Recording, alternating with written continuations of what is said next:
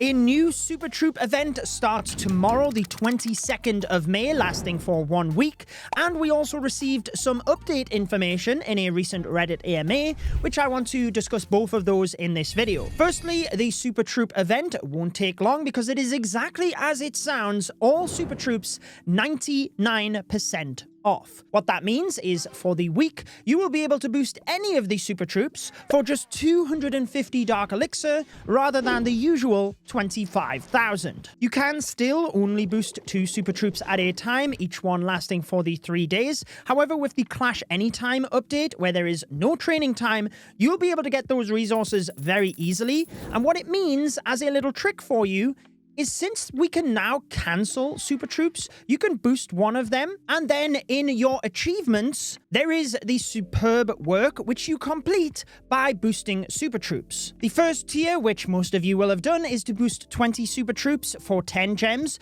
The second, to boost 100 for 30 gems. But should you be close to the final tier, 250 boosts for 100 gems, you could use this event to definitely finish that off. Obviously, what is nice is that you can pick and choose the Super Troops you want to use for specific battles since they are so cheap, and my recommendation would be to not boost anything right now until the event is active tomorrow so that you can get this discount, and then also make sure right before the event finishes on the 28th of May, cancel out your current Super Troop boosts and reboost them so you reset that 3-day timer. Before we discuss the update information we received in the Reddit AMA, we have a quick word from our video sponsor. Thank you to Squadbusters for sponsoring today's video. The massive update that just released into the game has made me re-download it, because now you choose your hero to lead your squad, and each hero has unique abilities. There are traits, which are passive bonuses to the hero,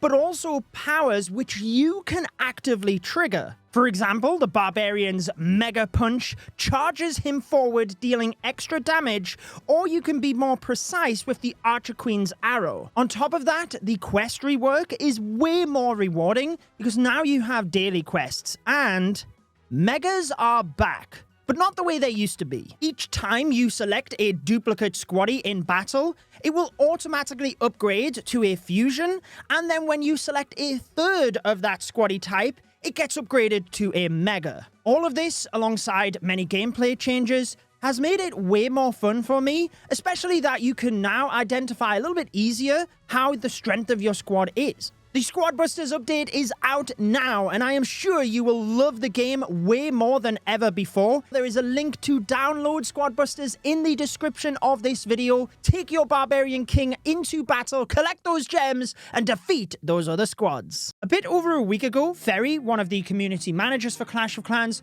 hosted an Ask Me Anything over on the Clash of Clans Reddit. And there were some bits of information for future updates that I want to go over now. The first response that caught my eye was something that I discussed in my updates I would like to see video over on my main channel, but it is that the clan chat is sometimes bogged down with people leaving or joining the clan, if that's for swapping across to dump clan capital gold on a weekend, or sometimes you want to just friendly challenge your own base to practice and you don't want to spam the chat. My suggestion in that video was to have your own personal tab where if you want to throw up a private friendly challenge, then you could. But there was 2 questions specifically with regards to this, one of them being when people are leaving and then re-entering the clan. Ferry responded to both of these questions independently, saying that quality of life features is something they're always looking to bring, and they certainly look to the community for inspiration, so this is something he has seen a lot recently with regards to the chat. In the other answer, what he said was perhaps filters could work, and that would be good for an individual basis, whereby if I do not want to see people entering and leaving the clan or friendly challenges, I could just switch those off in the filter, but arguably they would still be there. So I think filters would be a good first step, but personally I would love to see my own private tab as well, because there's no security worries or anything there. It's only me that can post to that tab, but it means I can just do friendly challenges whenever I want, and I don't have to worry about my clan having the chat spammed of me just practicing whatever I'm doing. There was 2 questions with regards to the clan capital, and I think that's natural because some clans are getting to the stage where they've been maxed for some time now. First question, he quite bluntly just said, no, there is no major updates planned for the clan capital. And in the other question, it was asked whether there was builder base and clan capital updates this year, because last year they had specifically said it was the year of the home village. Now, I know some people got this impression that maybe then it was going to switch to the year of the builder base and the year of the clan capital, but realistically, I knew that was never going to happen. It was just that in that particular year, they specifically said there is nothing for those other villages, and Ferry confirmed that that is the case. They never said that this year would be the year of the builder base or whatever, and in fact, they have decided to double down on the home village. And to be honest, I think it's great because they are fixing a lot of things that in the past sounded like it would never happen. For example, removing training time. I can't imagine if that question was posed a few years back, would you consider completely deleting training time? That the answer would have been yes. It probably would have been on that ruled out list. But essentially, no major updates for Builder Base or Clan Capital this year, I'm afraid. What is likely to come this year, though, is a change to Legends League. And there were 2 questions that were answered on this. The first one was simply, can you tell us about it? And Ferry said, well, it will be better than what we have currently. Previously, they have said that they want to extend the attacks so that there would also be loot attacks in Legends League. And that's kind of what Ferry picks up on in the second answer in this AMA, is that when people are wanting to drop trophies and drop out of Legends League, they need to fix the reason for that in the first place. And that is clearly because of the limitation in the attacks, because you only have 8, whereas now that there's no training time, you can farm so much loot if you're in Titan League or even in Fake Legends, so you can make sure to keep the same amount of ore bonus. But essentially that is something they're working on, and they will reveal it to us before the update, a little bit like Clash Anytime, so that we get a heads up as to how this new system would work. The same applies when it comes to the revenge feature. No real details added. Obviously, we have the cloned bases now when it comes to multiplayer battles, and a lot of people have been discussing on Reddit in recent weeks, why can't they just do that with the revenge? It does seem like an obvious option, and Ferry has said it is something they are going to work on and revamp. Presumably, that is what the solution will be. But we can expect that the revenge feature will finally be fixed in the hopefully not too distant future. A couple of quickfire ones now as well. Could we use siege machines without the clan castle troops inside? Ferry said that he shared that with the team because it's a great idea. Certainly because of the Clash Anytime feature.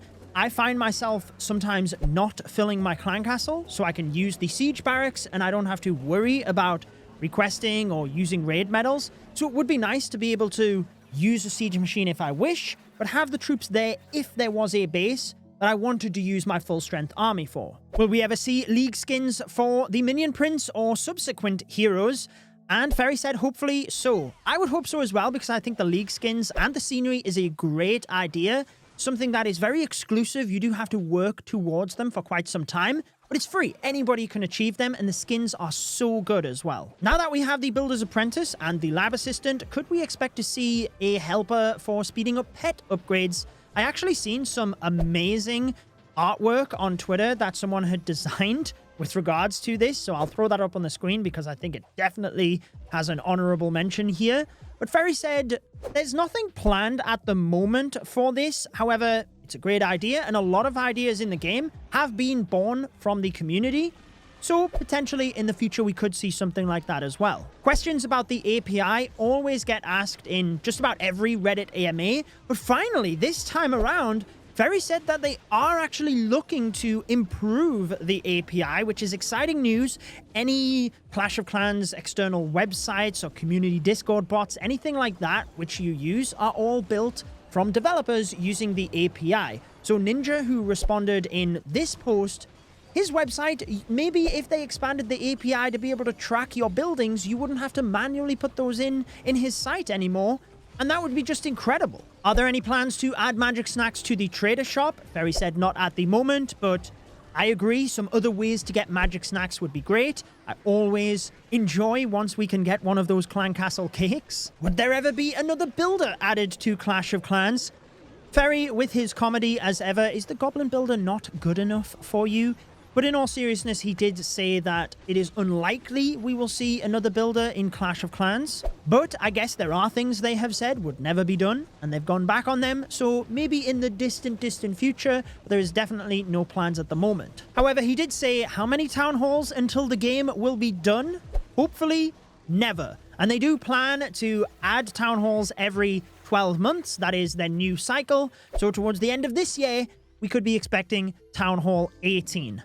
I did actually want to thank all of you for the support here on the second channel. We recently hit 100,000 subscribers, which is amazing in such a short period of time. So thank you all. I'm glad that you enjoy the discussion-based content that I bring here on the second channel as well. And I do have something special planned for a bit of a celebration of 100,000 subscribers, but I will need a little bit of time to get that ready. I'll be sure to even give you the heads up over on my main channel, but you can look forward to that probably in the coming months, let's say. However, even though there was nothing groundbreaking in the AMA, it did give us insights into what they are working on for updates this year, what they're not working on. So I did want to bring that to you so that you were kept well up to date. And I think it made sense to just put that in a video alongside something else as well. And the Super Troop event felt like the perfect time. So let me know what you think of the Super Troop event. And if you would like to check out my recent updates I would like to see video, I decided to upload that on my main channel. Even though I had produced it for this channel,